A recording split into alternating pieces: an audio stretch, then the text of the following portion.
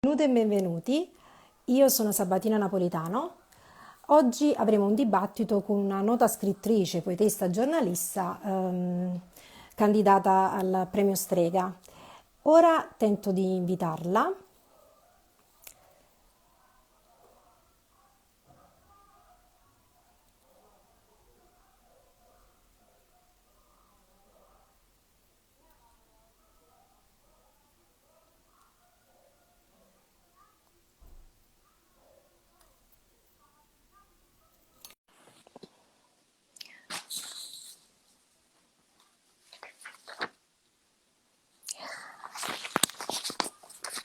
Eccoci qua, scusami Maria Grazia, mi senti?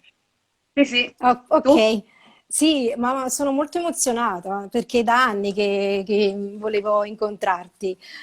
Ah, Allora, Maria Grazia, io mi sono preparata delle domande su due libri tuoi, uno di poesia e un altro di narrativa, l'ultimo che hai scritto, Splendi come vita. Quindi l'intervista non sarà proprio sul romanzo, ma anche sul libro di poesia, perché ho voluto trovare dei punti di congiunzione tra l'ultimo libro di poesia che ha scritto, Giardino della Gioia, del 2019, e appunto Splendi come vita.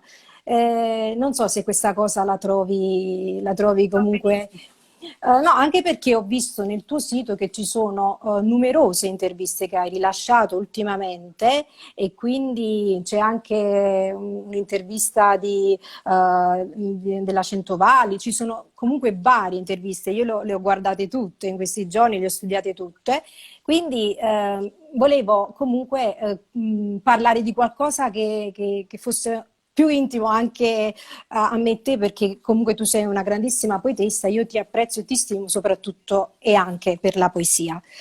Ehm, Volevo cominciare a farti questo tipo di discorso perché mi è sorta una curiosità proprio anche filosofica, anche ontologica. Tu in un punto del libro, ad esempio in Giardino della Gioia, parli del fatto che la decisione è sia politica che ontologica di avere fiducia. E quindi io volevo appunto iniziare a parlare di questa decisione, del fatto che ho deciso di intervistarti nonostante la distanza fisica, perché purtroppo non ci siamo mai viste da vicino. Allora, tu scrivi nel romanzo, in questa volta, in Splendi come vita, le parole sono la parte più concreta della materia. La materia è uno scherzo ben riuscito. Le parole non sono mai completamente pulite. Le parole non dimenticano la materia dalla quale evaporano, ma non ne hanno alcuna nostalgia. Ecco, queste parole che sono in un modo o nell'altro in dialogo con la materia sono le parole con cui tu apri il ricordo di tuo padre, che appunto definisci l'aperto. Tu scrivi nel romanzo che tuo padre è un eroe perché lui ha rappresentato un elemento molto positivo sia della tua infanzia che della tua vita. Infatti dici sempre anche nelle interviste che non hai mai desiderato di sentire o volere un altro padre perché ti bastava il tuo. E questo mi ha fatto riflettere su invece la componente poetica nel Giardino della Gioia, nel sogno della materia. Tu dedichi proprio una sezione alla materia. E questa sezione è composta da 5 testi, quali Elogio dell'ignoranza, ciò che non è mai stato e ciò che resta, La vita basta, Il settimo segno, Madre Alfa. E appunto in questa sezione tu ti interroghi sulla materia, su questa materia che è collegata alle parole e scrivi di come noi tutti non inventiamo niente, solo scopriamo nella cartina muta del reale mentre ci aggrappiamo alle onde. In Madre Alfa soprattutto parli di un fascismo naturale, questo fascismo naturale che tutti chiamiamo normalità, ma che fa parte della nostra natura intrinseca. Io ho trovato questo collegamento tra appunto la sezione nel sogno della materia di Giardino nella Gioia e questa apertura a poetica, perché è poetica, tu stessa definisci il romanzo prosa ritmica, anche se poi Cortellessa scrive anche versi prosa prosa, oppure c'è stato Barenghi che ha scritto monologo teatrale, però per dire che è una prosa ritmica.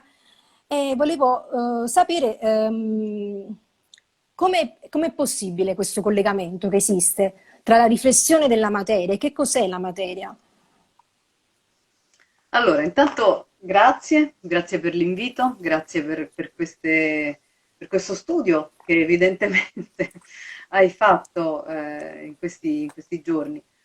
Sì, è giusto questo collegamento che tu fai, nel senso che nel sogno della materia è quello dove siamo noi, dove siamo caduti, dove siamo precipitati. E lo dico da laica, io sono come evidente, insomma, anche da alcune pagine quasi blasfeme scritte sul collegio di suore, ma e credo che quello abbia contribuito moltissimo al mio essere laica, diciamo così. Però il sogno della materia è quello nel quale a noi è dato esistere in questo momento. E io credo che la materia in poesia vada resa con il massimo sforzo possibile di essere resa per quello che è. Io non amo i correlativi oggettivi, non amo i poeti che investono la materia del loro sentire. Mi piace chi restituisce, proprio oggi stavo lavorando su Elizabeth Bishop, che è una poetessa straordinaria ed è un meraviglioso esempio di questo, di quello che sto dicendo, no? Di questo rendere la realtà il più possibile, perché è impossibile rendere la cosa per quello che è, rendere la materia per quello che è, ma il tentativo di chi scrive dovrebbe, a mio parere, essere quello proprio appunto di rendere la materia per quella che è, di rendere la cosa per quella che è, nel suo essere cosa e non travolgerla con quello che noi stiamo sentendo e utilizzarla montalianamente come l'osto di seppia o i trucioli o no, o il volo di un uccello come se fosse il nostro slancio emotivo. No, il volo di un uccello ha una sua chimica, una sua biologia, una sua fisiologia che va resa per quello che è ed è e in questo modo si arriva a non poter vietare nulla della poesia, no? Perché se il volo di un gabbiano è il volo, lo scientificamente esistente volo di un gabbiano, che tra l'altro sono spazzini oramai sti gabbiani qua a Roma, e quindi c'è molto poco di, no? Di lirico e di tradizionalista, si può assumere la realtà per quella che è nella poesia. Tu dicevi fascismo naturale ed effettivamente è così, nel senso che io penso che il lavoro dell'accoglienza sia proprio un lavoro. C'è stata un'epoca, un periodo pre-Covid nel quale molti venivamo accusati di buonismo, no? E io penso che il buonismo, l'essere accoglienti è una conquista. Naturalmente noi saremmo pieni, siamo pieni di paure, pieni di barriere, pieni di egoismo, piene del nostro piccolo, della nostra piccola realtà, della nostra piccola esistenza e ci spaventa tutto quello che è diverso da noi. Ci incuriosisce magari anche, però ecco, quindi parlo di fascismo naturale parlando proprio di questa nostra parte del cervello rettiliano, insomma, no? Di quello che fisiologicamente, istintivamente e naturalmente noi siamo portati a fare, e poi ehm, ci affatichiamo, ci impegniamo e lavoriamo per essere invece diversi da quello che istintivamente siamo. Difatti tu definisci anche normalità questo Sì, fascismo naturale. sì, sì. Sì, quando tu hai parlato dei correlativi oggettivi mi è venuto in mente la recensione di Jean-Charles Veillante che ti ha scritto su Satisfiction e lui parlava addirittura di una poesia vagamente ermetica, mentre Cortellessa spesso ha detto così lirica che diventa antilirica.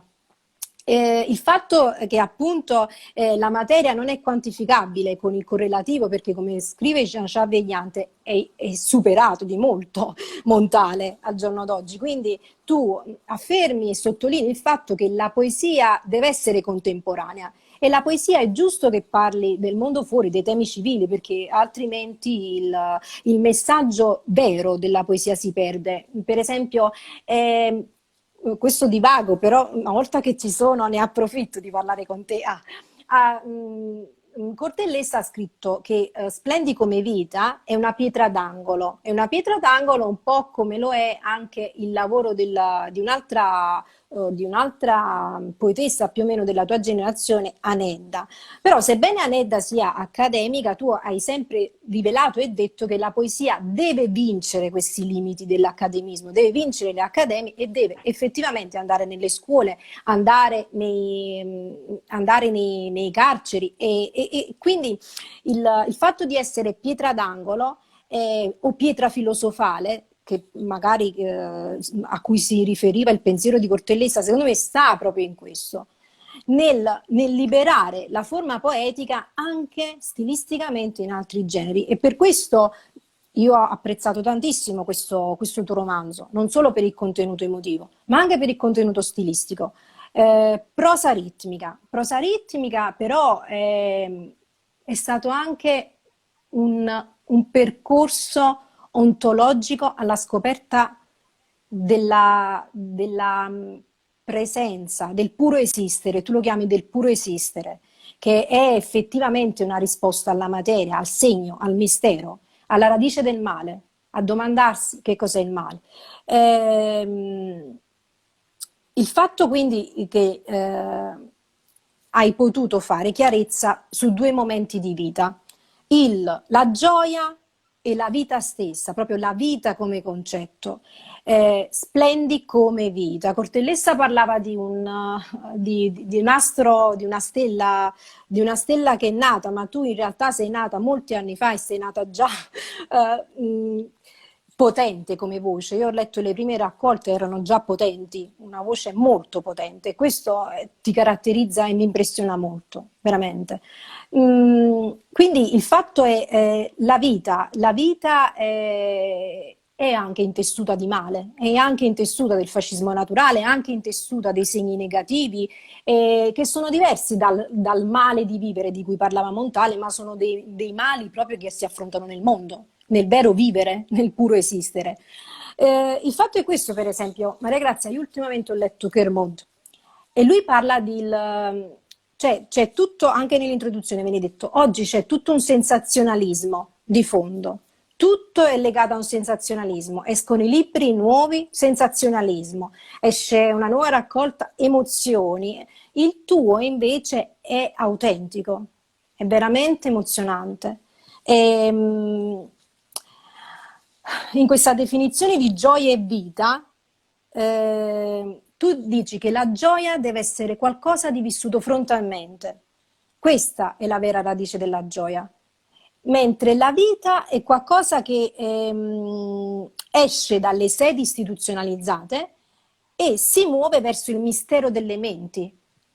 Io ho trovato altissima la sezione intelletto d'amore, ho trovato altissima tutte le altre sezioni in cui tu parli e veramente ho trovato una radice ontologica della politica, non solo una radice puramente critica, analitica della politica. L'ultima cosa prima della domanda in sé. Allora, tu quindi hai definito anche la poesia come stile e quindi ritroviamo anche Splendi come vita, come prosa ritmica e come stile, i versi, la musicalità, la cura e come spazio bianco, spazio dell'eternità. Quindi gioia e vita in questo spazio che è anche lo spazio poetico, che cosa possono significare oggi? L'amore è vita?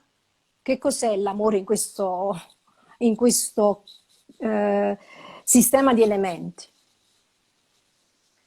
Allora, è un sacco di roba. Allora, il puro esistere è qualcosa che mi hanno insegnato i ragazzi, i cosiddetti migranti, che è una parola che detesto, che erano, erano perché adesso hanno sgomberato tutto, ospiti del Baobab, dell'associazione Baobab di Roma. ragazzi che venivano principalmente dall'Eritrea, avendo subito torture, lutti, perdite di ogni genere, sofferenze, fame, e io vedevo questi ragazzi, magari orfani, giocare a pallone nello spiazzo occupato da Baobab, appunto, che nessun comune ha concesso. E questa cosa mi ha colpita moltissimo. Perché se noi ci tagliamo male un'unghia facciamo 10 anni d'analisi. Ecco, loro riuscivano a giocare a pallone nonostante tutto. Quindi ho fatto una serie di interviste per il Corriere della Sera, per Corriere TV, nelle quali appunto chiedevo ai volontari che si occupavano di questi ragazzi come potesse essere questa cosa, come mai loro potessero essere quasi gioiosi o apparentemente normali, tra virgolette, nonostante quello che avevano subito. E la risposta che ne ho ricavato l'ho sintetizzata in questa formula del puro esistere, nel senso che loro si contentano di poco, mi è stato risposto, siccome hanno avuto tanta sofferenza da attraversare, apprezzano il fatto di essere vivi e così via. Tanto è vero che appunto nella sezione Il puro esistere di Giardino della Gioia c'è proprio una poesia dedicata a Baobab Piazzale Masla, che è dedicata a questo ragazzo che è morto, uno degli ospiti del centro che si è ucciso. E, perché è stato dublinato, è stato prima andato in, insomma, cose appunto, no? Prima del Covid questo il grande tema sul quale si dilaniava la politica fino al 2019. Il male è intanto non rendersi conto del dono dell'esistenza e quindi sorvolare, darlo per scontato. Il male è però qualche cosa, e questo è il Giardino della Gioia, è in qualche modo anche una specie di monito, se così vogliamo dire, sulla nostra possibilità di fare il male. Il male è il disamore. Oddio, scusa, la telefonata. Sono sul cellulare, perdonami. Il male è il disamore, cioè il male è la nostra possibilità di disamare, che significa la nostra possibilità di non identificarci più, di non identificare più l'altro come uguale a noi. E questo può succedere a tutti i livelli, in tutte le circostanze, sia nella circostanza di un amore di coppia, sia nella circostanza di un amore materno-filiale, sia nella circostanza sociale, sia in una circostanza politica. Quindi quello che volevo porre attenzione, tanto è vero che c'è una sezione dedicata proprio alle assassine, perché le assassine sono, noi parliamo sempre di femminicidio, e va benissimo, per carità va benissimo, è un altro grande tema sul quale è necessario dibattere, però è anche importante sapere che le donne non sono solo vittime, che noi non siamo solo vittime, ma anche capaci di essere, di compiere il male. È bene che ce lo ricordiamo, che non ci vestiamo sempre soltanto di un unico ruolo. E per quello che riguarda quello che tu dicevi all'inizio dell'attivismo, no? Del fatto, io dico che sì, io credo che la poesia, per come io la vivo, e il Splendi come vita forse dà una qualche spiegazione anche biografica del perché io vivo così la poesia, no? Perché in qualche modo sintetizzo l'amore per l'arte di mia madre e l'amore per la politica di mio padre. Quindi queste due cose per forza di cose confluiscono nella mia persona.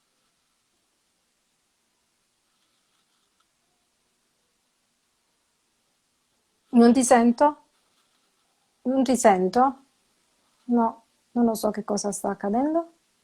Però io non ho mosso nulla. Ecco, forse adesso sì, problemi di Forse c'è stato. connessione, sì, capitano. Io amo che i poeti Eh. somiglino a quello che scrivono, no? Se un poeta mi delude umanamente,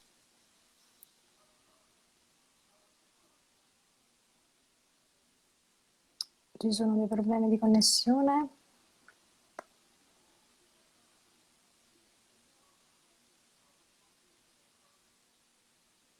Adesso sì. Ho visto che si è bloccata. No, Eh, dicevo che se un poeta mi delude umanamente, smetto di leggerlo. sì. Quindi, con questo non voglio dire che tutti i poeti debbano necessariamente fare attivismo e, no, e attività politiche, eccetera, ma io penso che sia tempo, è ora, e questo lo dico da qualche anno, che la poesia si comincia a interessare di nuovo del mondo. Adesso sto curando questa antologia per Mondadori delle poetesse, che hanno, soprattutto le poetesse straniere, che hanno combattuto vere guerre civili con le loro poesie. Ecco, noi di questo non abbiamo più bisogno, non abbiamo più avuto bisogno per un lungo periodo, quindi ci siamo un po' introvertiti in una poesia incomunicante con l'esterno, con il mondo, e penso che io per prima ho necessità di fare lo sforzo invece di comunicare, di dire qualche cosa,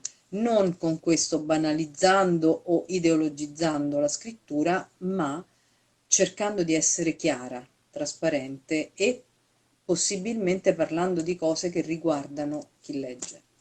Sì, tu hai scritto anche un libro, La vita chiara, in cui da laica però parli anche di Santa Teresa d'Avila. Stranissima questa Sì, cosa. sì. Ti sento improvvisamente volume bassissimo. Aspetta un attimo che provo. Ok? Parla un No, attimo. dicevo sì, mi è venuto in mente il fatto che tu hai scritto anche un libro, La vita chiara, dove appunto da laica rifletti anche su argomenti che laici proprio non sarebbero. Però sì, il fatto che hai nominato anche l'amore e il disamore, non volendo era la domanda che volevo proprio farti, che era anche un punto di forza ed è un punto di forza sia in Giardino della Gioia che in Splendi come vita. In entrambi parli del disamore. In Giardino della Gioia c'è proprio una sezione dedicata al comunque un appunto. Jean Vegliante parla di 9 sezioni, ma il libro ne è 10 sezioni per come le conto io. Vabbè, questi sono piccoli dettagli. Però appunto il disamore. Nel caso del Giardino della Gioia, disamore, tu hai detto che è un'ossessione. Nel disamore c'è un'ossessione per come lo presenti in Giardino della Gioia. Quindi c'è Mari Patrizio che ha ucciso il figlio, Pietro Maso, Emanuela Orlandi. Quindi il disamore attivo, malvagio, criminale.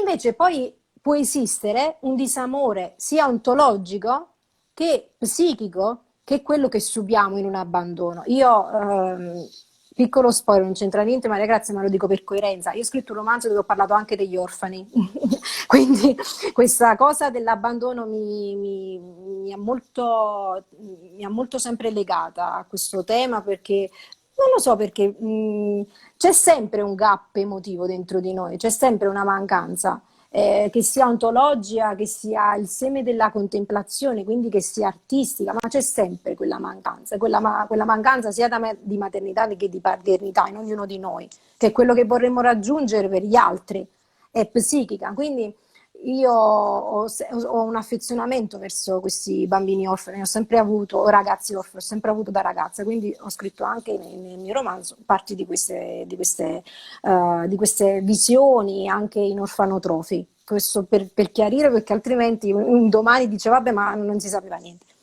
Ora, il fatto è questo che eh, tu invece per il disamore dici che il disamore in Splendi come vita è è il racconto di una inconsapevole caduta, dunque una cacciata dal paradiso perduto. Quindi in Splendi come vita il disamore è il ricordo del paradiso perduto. Milton e varia letteratura parla di questo paradiso perduto, quindi il ricordo di un giardino nel paradiso che magari va cercandosi, va ontologicamente alla ricerca, mentre il disamore presentato nella sezione appunto di Giardino della Gioia è un disamore criminale, è un disamore attivo ma negativamente. Quindi il disamore sì, può essere attivo positivamente nella ricerca della propria identità, della radice dell'amore, della radice di quello che ci rende saldi. Invece può essere attivo negativamente nella criminalità, riversato totalmente nel male, nella radice appunto di questo male. Allora sì, assolutamente sì. Io, come dicevo prima, la radice del male è la mancanza di compassione in senso etimologico. Quello è il seme dal quale nasce tutto quello che poi diventa appunto lontananza o addirittura criminalità, no? Nel caso di Pietro Maso stiamo parlando, tu lo citavi prima, stiamo parlando di un ragazzo che ha ucciso quasi ripetutamente, nel senso ci ha messo tempo perché l'ha uccisi appunto, no? I genitori e racconta della sua, della visione del corpo della madre e, e lo ha fatto senza sentire nulla. Allora, questo è l'estremo male, questa è la conseguenza estrema di questo seme di mancanza di compassione e di identificazione quindi con l'altro del quale abbiamo parlato poc'anzi. E poi c'è, molto acutamente tu dici, un disamore che può essere addirittura avere un volto positivo, ovvero la mancanza. E a questo proposito ricordiamo che Caproni ha scritto la Ressa Missa, no? In realtà la poesia, tutta la poesia, ma così come la Bishop che citavo prima ha scritto l'arte della perdita, adesso scrivilo, suggerisce lei, no? Perché quello che è perduto poi è anche, spero che non sia l'unico, ma è anche uno dei semi determinanti dell'attività artistica e poetica, eh, non in particolare, dell'attività artistica in Proprio genere, cioè la la radice Ressa Missa. platonica, sì, la mancanza platonica. Sì, esattamente. E inoltre posso aggiungere che la mancanza in realtà è, io scrivendo il libro Lo splendi come vita, ho riscoperto quello che non avevo più il coraggio di ricordare, ovvero il grande amore di mia madre nei miei confronti. Perché appunto il paradiso perduto di cui noi parliamo è la cosa più dolorosa da ricordare.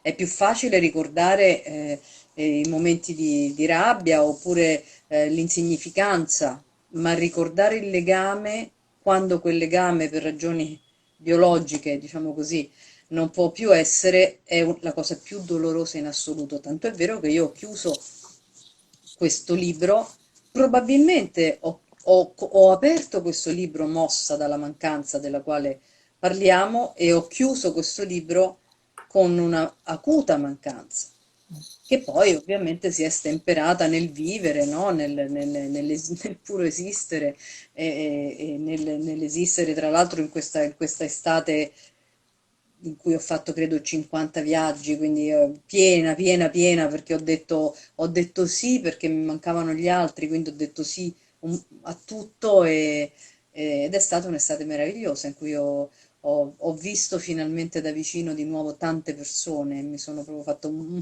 bagno di umanità, ecco. Sì, in effetti per bagno di umanità, anticipi quello che io volevo chiederti, è bellissimo perché sta seguendo un andamento poetico l'intervista. Sì, tu scrivi sempre in Intelletto d'amore, e sempre parlando della materia di cui parlavamo prima, che questa forza che muove il Sole e le altre stelle si muove al rombo delle stelle extragalattiche, al rombo primario della materia che compone la sedia sulla quale scriviamo.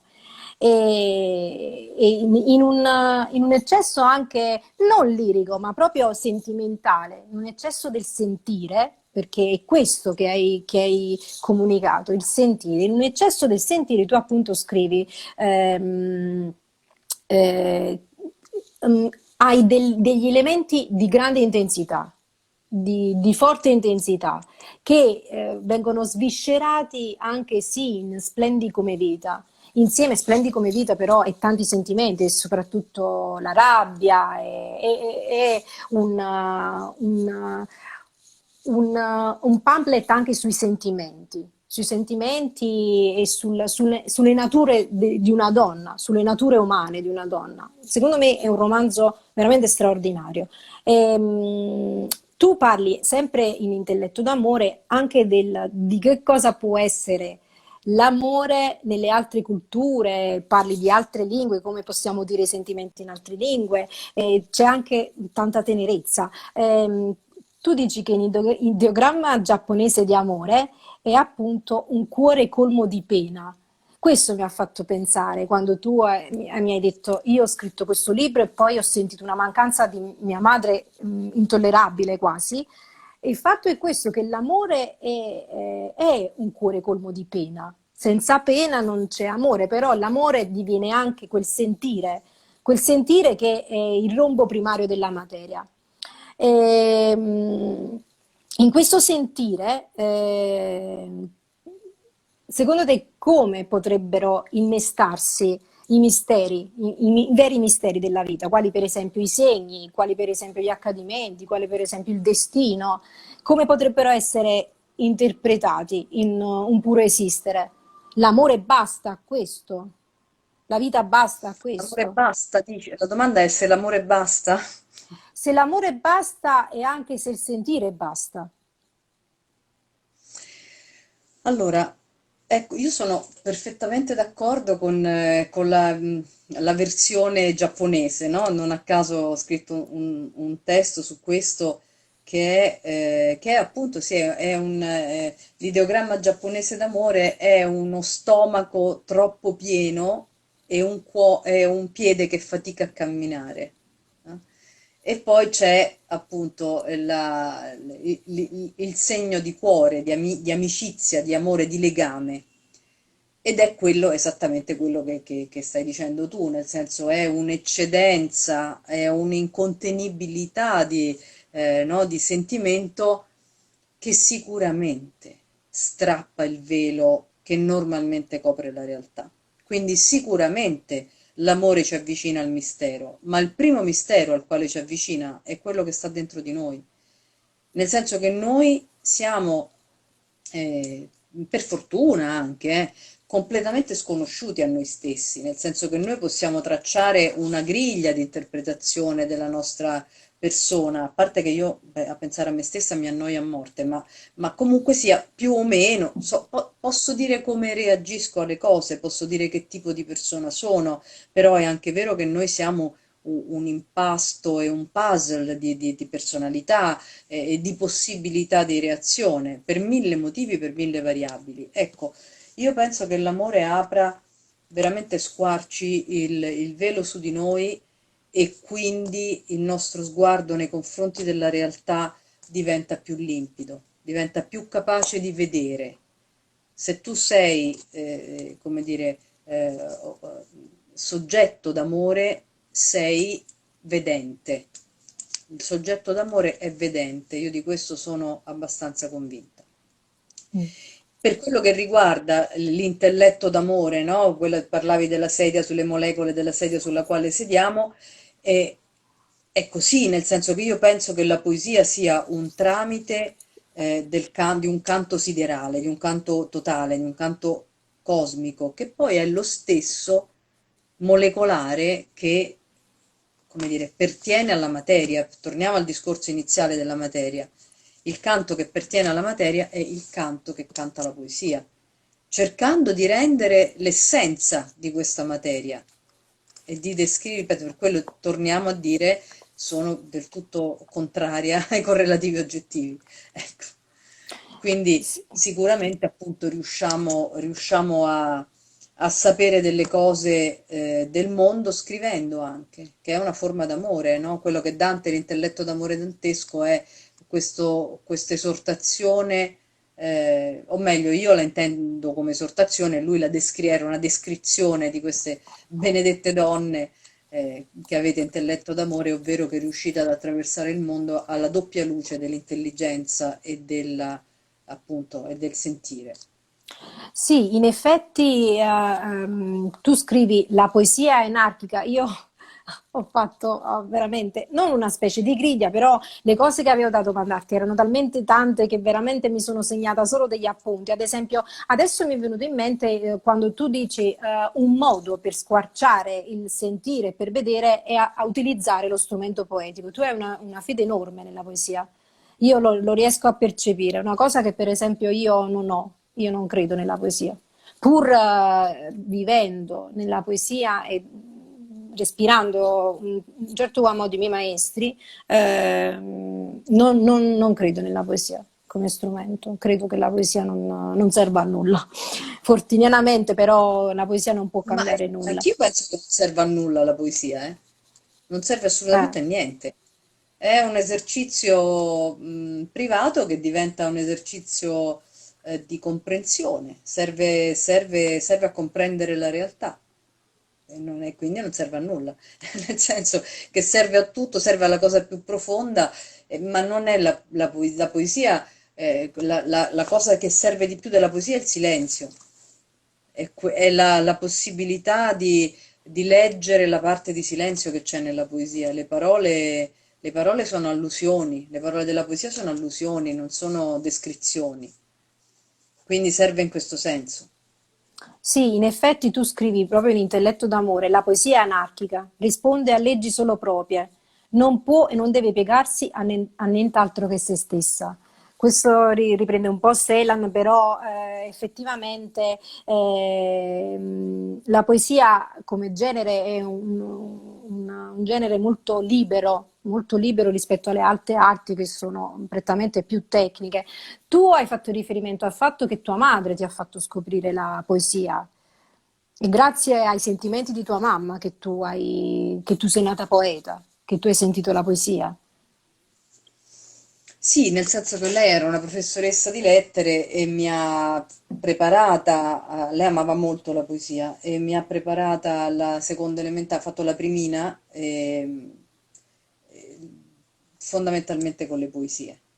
E questa cosa però è venuta alla luce, cioè ha dato il suo frutto nel momento in cui io sono stata in collegio. Scusami che mi stanno chiamando perché sono Eh, Senti, mi stanno, no, scusa, mi stanno chiamando, non stavo riprendendo la frase.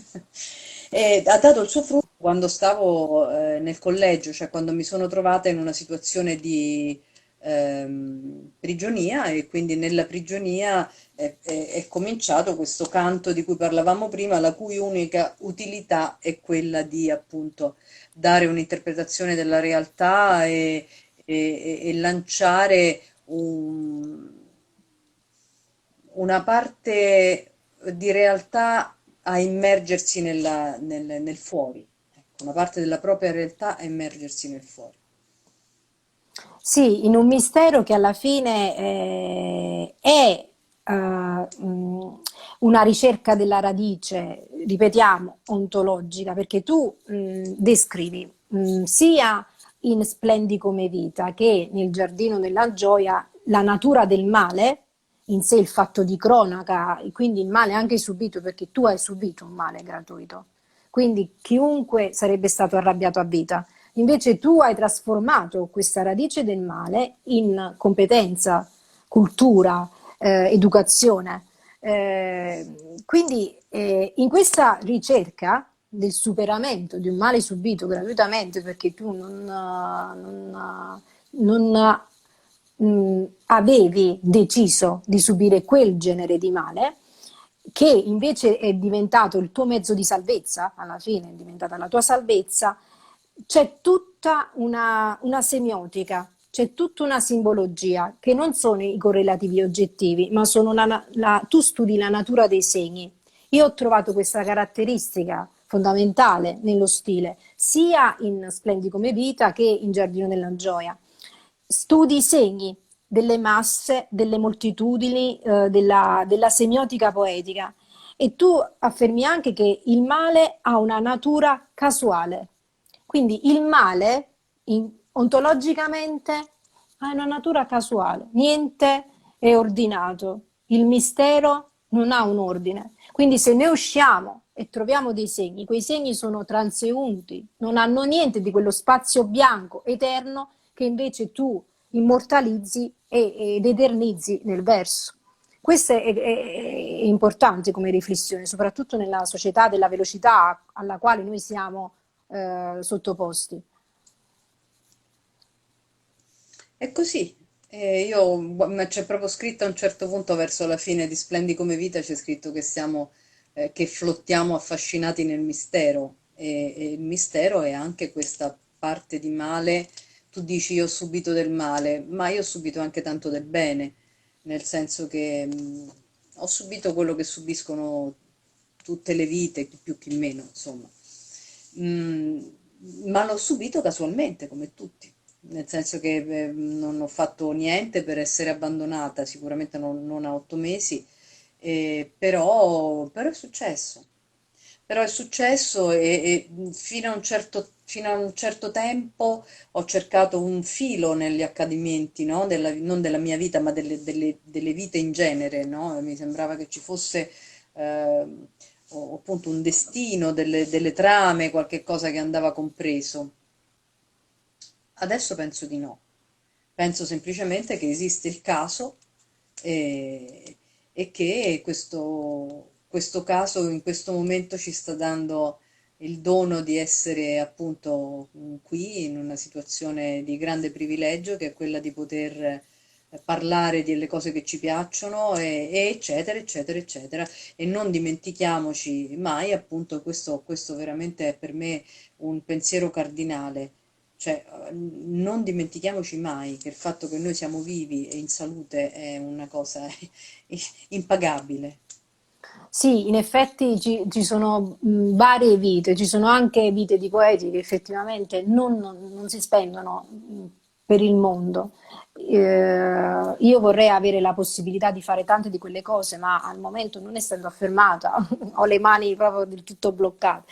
Ma in ogni caso, per chiudere, Maria Grazia, e veramente ti sono grata di questo incontro, che è un incontro umano, come tu definisci la ricerca poetica è una ricerca sull'umano, tu lo dici spesso, quindi anche Splendi come vita è un memoir umano. Ci sono stati vari memoir, per esempio Annie Ernaux con vari tratti dei suoi libri, non un solo libro. Lei ha avuto questa tendenza al memoir, al ricordo, all'espressione della sua vita, sia esistenziale che politica, e anche tanti altri autori hanno caratterizzato questo genere, se vogliamo definirlo memoir. Io lo definirei un romanzo non esistenzialista, ma un romanzo sicuramente, un romanzo che è caratterizzabile in uno spazio universale, non è un'esperienza intima, non è solo un'esperienza privata, privatistica, non è così. Tu hai caratterizzato questa esperienza in chiave poetica, quindi dallo stile va in quello spazio bianco che è l'eternità ed è un dono che hai fatto all'umanità che comunque questi doni li possono fare solo i grandi. Chiaramente noi vediamo che le grandi autobiografie o comunque i grandi discorsi che dall'intimo vanno all'universale sono comunque regali per l'umanità, non restano fini a se stessi. Ecco, io proprio di questo volevo chiederti una domanda perché io ultimamente ho letto Walter Siti sulle riflessioni che lui fa del bene, di che cosa potrebbe essere il bene. Secondo te, avendo definito che comunque la radice del male è casuale e che non siamo capaci né di definire il mistero tramite i segni perché sono transeunti, né la storia serve. L'insegnamento è anche che la storia non serve perché tu hai vissuto tua mamma con tanta di quella intensità e tanta di quella verità che alla fine la storia, cioè, qual è stato il senso della storia? Non si è avuto un senso perché il senso della storia è viverla, la storia. Quindi mi pare di capire che cosa può mandare avanti il mistero, perché tu a volte fai una riflessione e dici di aver trovato, per esempio, nella lotta politica o anche nella passione per il comunismo, nella passione per l'attivismo, passione quello che hai fatto, la vittoria sulla materia. tu lo dici nelle sezioni poetiche, dici, ma alla fine che io ho filosofeggiato, alla fine che io ho fatto astrazioni, mi è rimasto quello che io ho fatto veramente, cioè la lotta politica, gli ideali in cui ho creduto, gli ideali che mi ha trasmesso mio padre. La domanda è appunto questa, per te quindi il romanzo contemporaneo potrebbe essere un romanzo, prendendo proprio esempio dal tuo romanzo, potrebbe essere un romanzo che si declina nella riflessione sulla radice del bene come ricerca della passione, come ricerca dell'attività, come ricerca del sentire, o è il futuro del romanzo semplicemente una interpretazione, interpretazione della traccia? Che cosa ci comunichi col tuo romanzo? Qual è il senso di un romanzo oggi? Beh, allora, io diciamo che il mio romanzo sicuramente non è emblematico del romanzo contemporaneo italiano, tutt'altro. Anzi, credo che sia abbastanza una novità nel panorama delle scritture contemporanee. Comunico sicuramente un disinteresse totale al dividere la scrittura, le arti in categorie e in generi.